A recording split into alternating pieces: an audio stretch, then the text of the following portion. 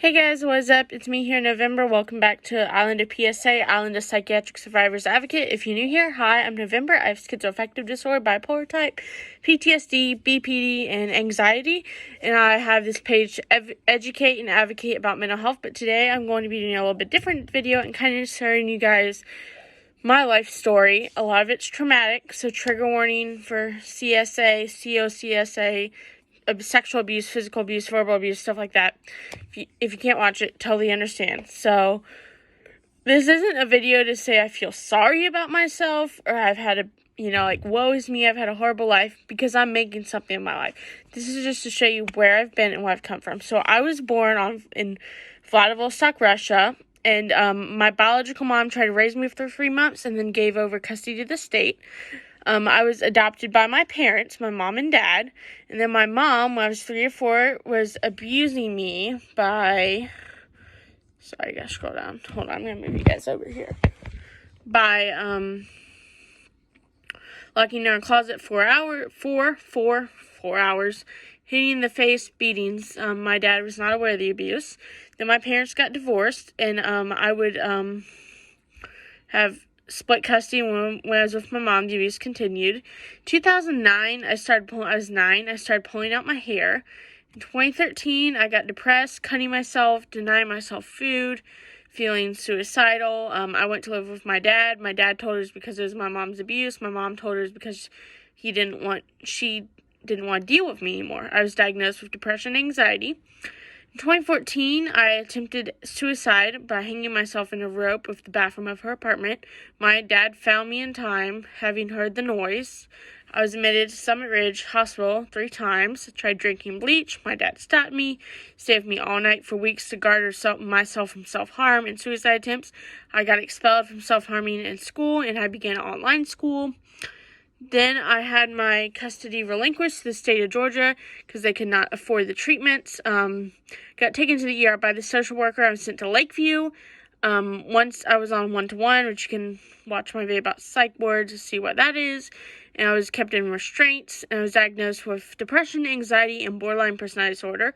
I was sent to Laurel Heights. I was sexually molested by a staff member there, reported it to the therapist, but they told her if I told anyone else that would label me as manipulative and wouldn't leave anytime soon.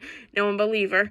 A child-on-child sexual abuse occurred. I was beat by other kids, stomped on face, dragged and hit on concrete. The staff did not intervene. Alright. So, I went to court, and full custody was given back to my dad, and I was released from Laurel Heights. I developed PTSD. August 15th of 2015, my dad passed away. He had told me that he had cancer, but did not tell me he was dying. He went to the neighbor's house early in the morning. He left a note saying he was at the neighbor's at 11 a.m. My mom and neighbor came to the apartment and told me that my dad had died. My mom took custody of me. I went from online school to a brick-and-mortar school. 2016, I started auditory hallucinations for the first time. I was in psychiatric hospital for SI, suicidal ideation. I was diagnosed with psychotic depression. 2017, I was in and out of the hospital 2 times. 2018, I was in the hospital 2 times, given ECT. I have a whole video about that. 3 times a week for 6 weeks, and another 3 times a week for 6 in June. At home, the abuse began, and my mom tried to choke me and do the ECT treatments. I switched over to a alternative school to help me catch up. I got expelled less than a semester due to being suicidal. I got my GED.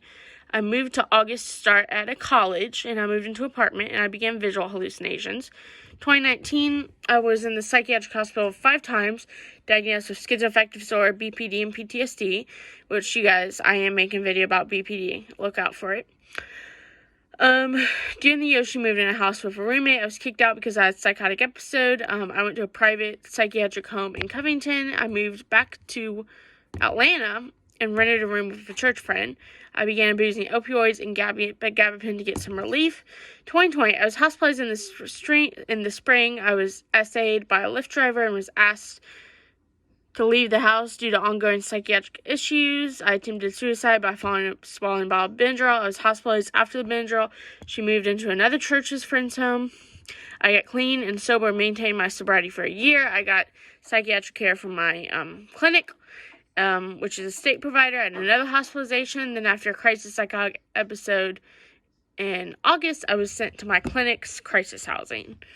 Okay, so I moved into a duplex with my roommate from the clinic, hospitalized 3 times. I was sent to a group home run by the clinic, and I relapsed on my sobriety in July and September.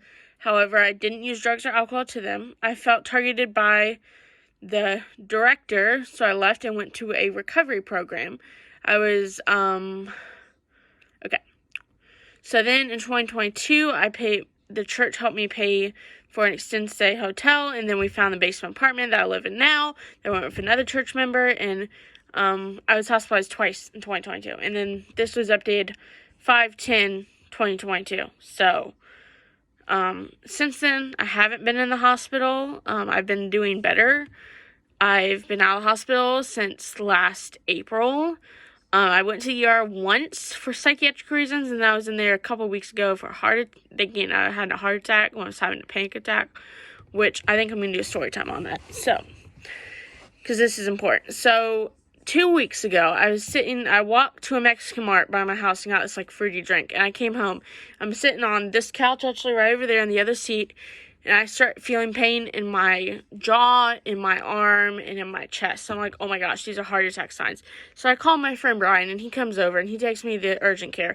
Urgent care, they do my EKG, it's fine. The second one, they had little heart flutters. And then the urgent care doctor is like, if you don't go to the ER and get this taken a look at, it can become fatal. So, of course, I'm freaking out. I call my other friend, Snow, and I tell her, I'm like, look, I have heart flutters. She's like, calm down. I've had heart flutters all my life,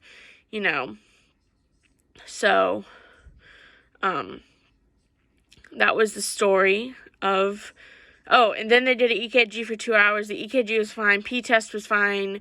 Blood test was fine. Everything came back fine. They said I had an anxiety attack, and I haven't really had many symptoms like that afterwards. I think it was really bad anxiety. But that's the first time anxiety felt like I was having a heart attack. So anyway, thank you guys so much for watching this video. I'll talk to you guys later. Bye.